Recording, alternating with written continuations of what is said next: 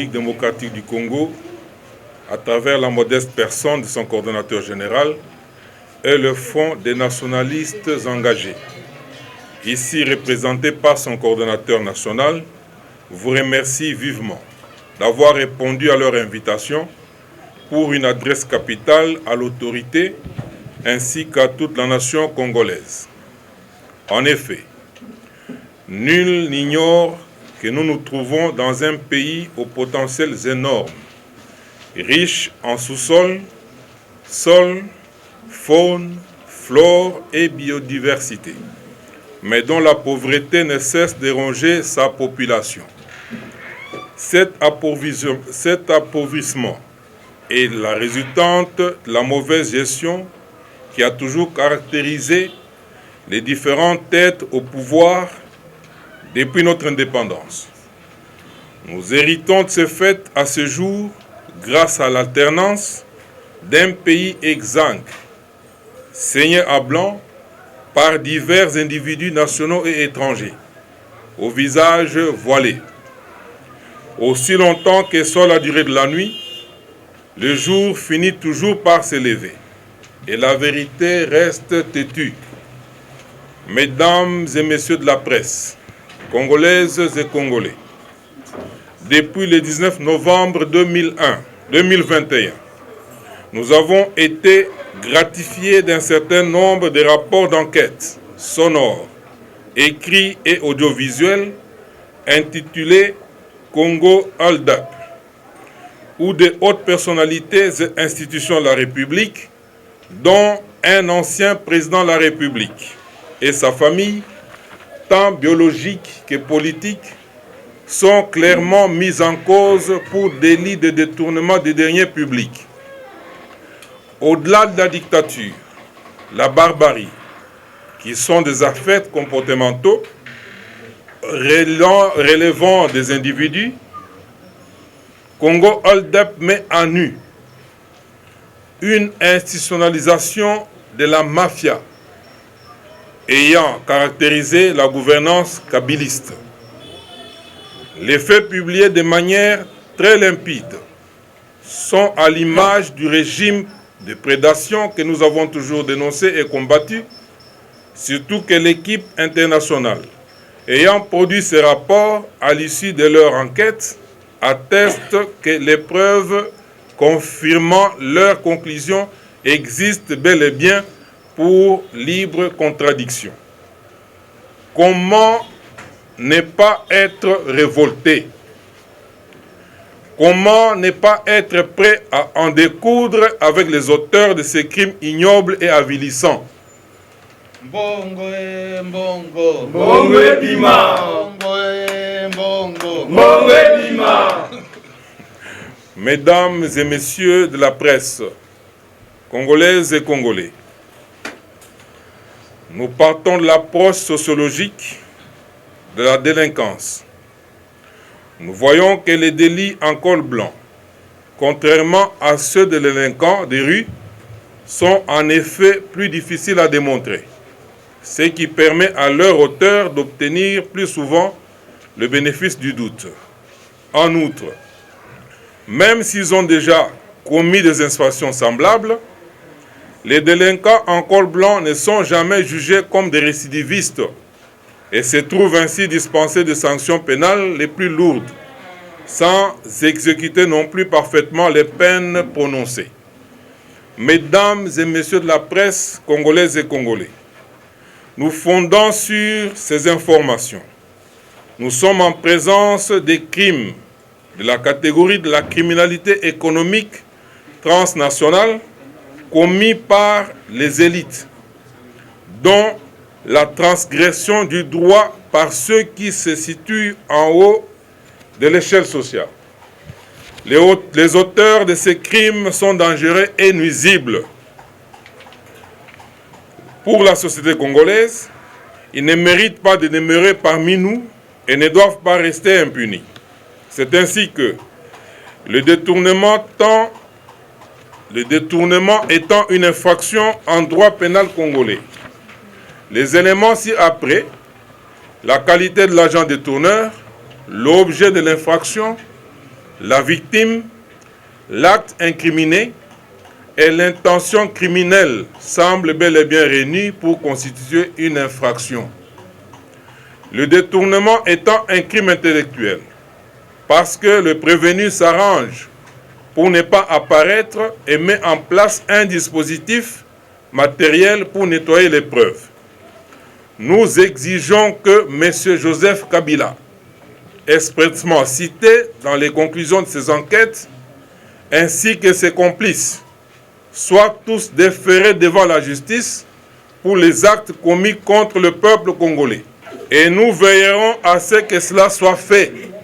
Sinon, le peuple aidera les instances judiciaires à le faire, car c'est un acte de haute trahison. Nous vous informons qu'au-delà de l'injonction du ministre de la Justice au procureur général près la Cour de cassation, la société civile, la République démocratique du Congo, le Front des nationalistes engagés et les autres forces vives iront déposer un mémorandum auprès du procureur général près la Cour de cassation, acte auquel vous serez une fois de plus conviés. Un calendrier des actions à mener sur terrain, en réclamation du rapatriement en République démocratique du Congo de tous les fonds et autres détournés par des personnalités congolaises ou non, vous sera bientôt communiqué. La société civile de la République démocratique du Congo et le Front des nationalistes engagés appellent le peuple congolais à demeurer vigilant face aux déclarations et agitations diverses observées au sein de certaines familles politiques et autres forces vives qui non seulement induisent de fortes pesanteurs dans l'émergence tant souhaitée de notre pays, mais bien plus sèment désordre et confusion au sein de notre population. Nous vous remercions pour votre attention, fait à Kinshasa le 26 novembre 2021. Pour la société civile de la République démocratique du Congo, Christopher Ngoï-Moutamba, coordonnateur général. Pour le Front des nationalistes engagés, Pistis Mbala Sinza, coordonnateur national. Je vous remercie. Nous pensons que la société civile, sa mission, elle est d'abord permanente, cette mission. Elle est permanente. Et elle est axée sur le bien-être du peuple congolais. La société civile s'en prend ou est contre tous ceux qui travaillent, qui concourent à ce que ce bien-être ne soit démise. La société civile fait pression sur le gouvernement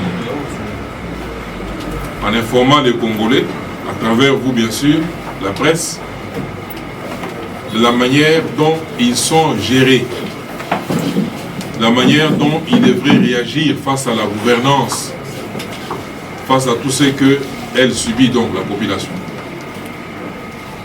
Et le droit est dit au nom de cette population. Mais ça doit être le bon droit. Et les décisions de justice doivent corroborer avec les attentes de ce souverain primaire. Et nous cesserons jamais de le dire, quel que soit le gouvernement en place. Et nous pensons que l'annonce de la libération de M. Willy Bakonga a défrayé la chronique. Pourquoi? Parce que la population n'attendait pas ça en ce moment. Nous sommes en train de chercher à connaître quelles sont les raisons qui ont prévalu pour que M. Willy Bakonga puisse bénéficier de la liberté, alors que d'autres poursuivent en prison. Également, nous sommes au fait que M. Willy Bakonga était poursuivi juste pour l'infraction, l'évasion des fonds, et que l'autre volet qui est plus considéré par la population n'avait pas été traité par la justice. Et tout cela reste préoccupant. On peut vous libérer pour les factions pour lesquelles vous avez été arrêté, mais cela n'efface pas tous les autres. Et ce sont des faits imprescriptibles. Donc à tout moment, il pourrait toujours être poursuivi. Et ce n'est pas un acharnement sur M. Kabila. Mes chers amis, 18 ans, ce qui est révélé aujourd'hui n'est que la face visible de l'iceberg. Pourquoi? Parce que la gestion de M. Kabila a été caractérisée par un pillage systématique. Pendant son règne, on n'a pas vu des personnes arrêtées pour pillage, ou pour vol ou détournement. On n'en a pas vu. C'est déjà un indicateur clair qui indique que c'est la mafia qui était institutionnalisée et ces gens s'est protégés entre eux. Il n'y avait pas moyen de percer le mystère. Mais aujourd'hui qu'il y a des révélations, elles ne sont pas les dernières, parce qu'il faut creuser encore plus. Et on va en trouver beaucoup. Il ne s'agit pas de l'acharnement. Était-il président de la République, oui ou non? Était-il le chef de l'État, oui ou non? Et tous ces actes, c'est lui qui les ordonnait parce que c'est lui qui nommait les gens. Et aujourd'hui, on voit l'argent passer par ces sociétés à lui et sa famille biologique et politique. Ce n'est pas un acharnement. Si nous étions réveillés sans cause, sans raison, pour l'attaquer, oui, ça serait un acharnement. Mais aujourd'hui, au plus haut point, au plus haut niveau, c'est lui le cerveau. Et on doit mettre la main sur lui. On doit mettre la main sur lui. Absolument. Monsieur Arthur Abedi. Vous étiez bourreau de Joseph Kabila. S'il n'est pas arrêté, allez-vous vous arrêter? Monsieur Kabila fut notre bourreau. Ce n'est pas nous qui étions bourreaux de M. Kabila. Nous étions victimes. Il nous a arrêtés, torturés, il a fait tout ce qu'il a fait. Et il a tué les amis. Aujourd'hui, le procès Tchebeya. Tout remonte à lui. Quand Christian Goïkenga Kenga écrit un message à John Numbi pour lui dire que nous sommes avec M. Tchebeya ici, nous attendons votre décision. C'est la décision de qui? Et c'est cette décision qui est tombée qui a fait que Tchebeya soit tué. Là, il l'avait déjà isolé. Et ils attendaient la décision de quelque part. Goïkenga Kenga, c'était un message en Swahili, il dit tout na mi pangoyel. Tout qu'on a yap. Et c'est ce soir que Tchebeya fait tuer. Tchebeya, Bazana et autres n'ont pas eu la chance que nous avons eue. Moi, en arrivant à l'année, en 2015, le 21 janvier, la première adresse, c'était que cette fois-ci, nous allons vous tuer. Dans une institution publique, un service officiel, on trouve des bandits qui ne vous disent pas que non, monsieur Christopher, vous êtes interpellé pour telle raison. Si vous voulez, vous pouvez parler devant votre avocat, ou bien tout ce que vous direz, c'est... Mais on me dit tous directement, tout droit dans les yeux, cette fois-ci nous allons vous tuer. Mais je suis en face de qui? D'Al Capone. Alphonse Capone. C'est ça le système. Mais qui a géré ce pays pendant plus de 20 ans. Aujourd'hui, il y a des faits révélés et avérés. On va garder silence? Je crois que non. Si